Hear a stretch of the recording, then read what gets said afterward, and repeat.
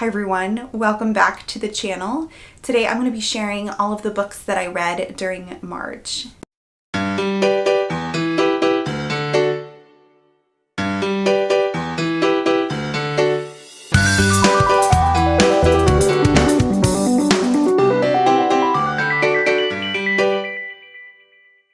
So this month I ended up picking up 6 books. Unfortunately, I did DNF one of those books, which I'll get to a little bit later.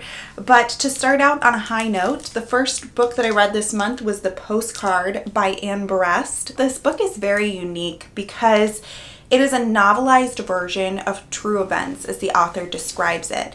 The things that happened in this book actually happened to Berest's family, although some of the names and locations are changed. This book starts on a cold morning in Paris in 2003 when Anne's mother goes to check the mail. And in the mail, they find an anonymous postcard with 4 names on the back of it. Those 4 names are the people in Anne's family that were killed in the Holocaust. As the author of the postcard did not identify themselves, of course, this probes the question, why would someone send a postcard with such personal information but not identify who they were? And why was the postcard sent so many years after these family members were killed? The protagonist, Anne, and her mother dive into diaries, archives, journals. They travel to places where things happen to their family, and they start to piece together the past and who those 4 names and those 4 people were. This story is structured so that you're spending part of it in the present day with Anne and her mom as they're kind of piecing together the history. And then some parts you are living as these characters during World War II and leading up to their eventual deaths. I often find that quick changes in points of view and time periods are really hard to follow. But in this book, I felt like it was done in a very seamless way so that the plot felt like it was moving forward and was still engaging, even though you were jumping around in time and following different characters at different points. And while this story was almost 500 pages, the mystery from the very first chapter really held through till the end and made it a very compulsively readable book. This book really deals with trauma that is perpetuated in multiple generations of a family, embracing your heritage and also discovering old stories and discovering your past.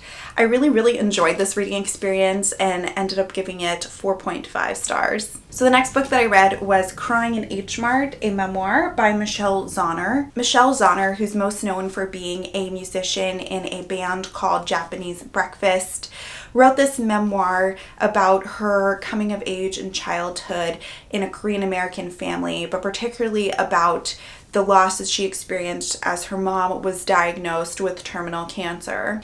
Mart is actually a grocery store that sells a lot of Asian foods, and the first line is, "Ever since my mom died, I cried in Mart," which I really think exemplifies the grief of both this person who was so important to her, but also the loss of a big cultural aspect of her life. This book really addresses the complexity of grief, how somebody can be the most comforting person in your life and also the source of the most conflict, and how grief can blur the lines between those two things and also make them more distinct. This book describes how grief and loss comes in so many forms, from a comforting meal to having somebody that is that opinion that you always rely on and that person that you go to losing part of your culture and yourself. I felt that I couldn't rate this book, but I really did enjoy reading it, and I thought that the emotional writing and the expression of Zauner's grief was just so beautifully done here. The next book that I read this month was a book called To Die For. This was an expose about the fashion industry and particularly the chemicals that are used to make clothes and how they are regulated. This book includes scientific studies, stories, interviews, and historical narratives about the use of dyes in clothes. And some of the most impactful parts of the book were actually the personal narratives and interviews that the author did. For example, some of the people that she talked to were flight attendants who had to wear the same uniform every single day for work. And some of them had really strong sensitivities to the dyes and the chemicals in those clothing items. And she talked about how somebody who's wearing the same item of clothing every day might be the canaries in the coal mine, or the people that show us that there's a problem when we might not see it otherwise. It talks a lot about the bureaucracy, the cover-ups, the lack of regulation, the bending of the rules. A lot of textile companies and clothing companies go through to make cheap fashion that is reliable and fast to run through and easy and cheap for people to purchase, but maybe not the healthiest thing for the consumer and the environment. I think this book really opened my eyes to a lot of things that I didn't really think about before. I've caught myself looking at the labels on clothes a little bit more closely and thinking about where I purchase my clothes, being a bit more select about the things that I buy. It was definitely an interesting read that I'd recommend to anybody who's interested in the fashion industry or changing their closet for a more minimalistic or kind of sustainable, healthy lifestyle. I ended up giving this book a 3 stars. Next up is my DNF for the month, and that is First Lie Wins. This was a mystery novel that I believe I got from Book of the Month. Looking at the cover of this book, I really thought it was going to be a domestic thriller between two people that have a very twisted and difficult relationship. And in some sense it was that, but it ended up being a bit more of a spy novel with more politics and bureaucracy than I wanted to read about. It was just putting me in a reading slump and not what I wanted to read at the time I picked it up. But I know it has great reviews, but it just was not the book for me. The next book that I read was a thriller that I actually did really enjoy, and that is Kids Run the Show by Delphine de Vigan. This was originally published in French and has recently been translated into English, so I think is starting to gain a little bit more popularity here in the US. So this is a missing child story, and the child that goes missing here is a member of a family that has a very popular YouTube channel. They have millions and millions of subscribers that watch their videos, and their videos are very focused on kind of challenges that the kids do in surrounding the kids' lives. It brings up a lot of interesting points about whether a young child can consent to their life being broadcasted to millions of people. One of the other themes in here is deception in a way, or how what is seen on the screen is probably not what's going on in real life. This was a really short read. I found myself racing through these really short chapters, and up until the point that the mystery was revealed, which was about like 80 pages from the end, I was racing through it and really enjoying it.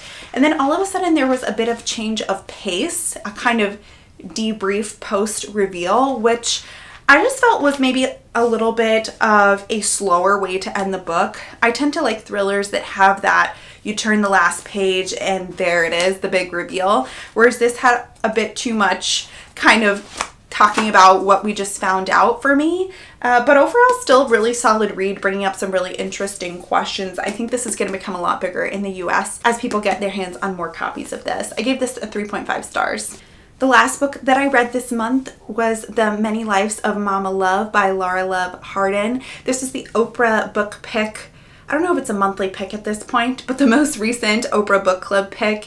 One afternoon in 2008, a mom is brought out of her house in handcuffs and convicted of 32 felonies. From then on, you find that she's been stealing from her neighbors to fund an opioid addiction, among many other things, and she ends up spending a year in the county jail while she tries to piece her life back together. Lara Hardin really tells a story of redemption, about how her gift for writing and how her passion for writing kind of brought her from the darkest times in her life. This book is very raw and honest, and one quote that I really appreciated from Oprah's interview with the author was, "You're not your darkest moment. You're not your worst decision." In this book, Lara Hardin really is honest about the worst things that she's ever done, and also about the things that she did to bring herself out of those dark moments. Another part of this book was, unfortunately, during her arrest, she lost custody of one of her children and they were put into the foster care system. And another element of the book was kind of her fighting for her children and fighting to get custody back. This is another book that I can't rate, but I did really enjoy the reading experience. So those were all of the books that I ended up reading in March. I'd love to hear what you've been reading recently, if you read any of the books that I chatted about. And I'm going to leave you with this picture of my spring bulbs peeking their way up through the ground, because spring is right around the corner, even if it doesn't feel like it, even if it's April when I'm posting this and there's still snow on the ground. I'm just believing that it's here. So wherever you are, I hope you're getting some of the warmer weather and enjoying your spring reads. So with that, I will see you guys very soon with another video. Bye.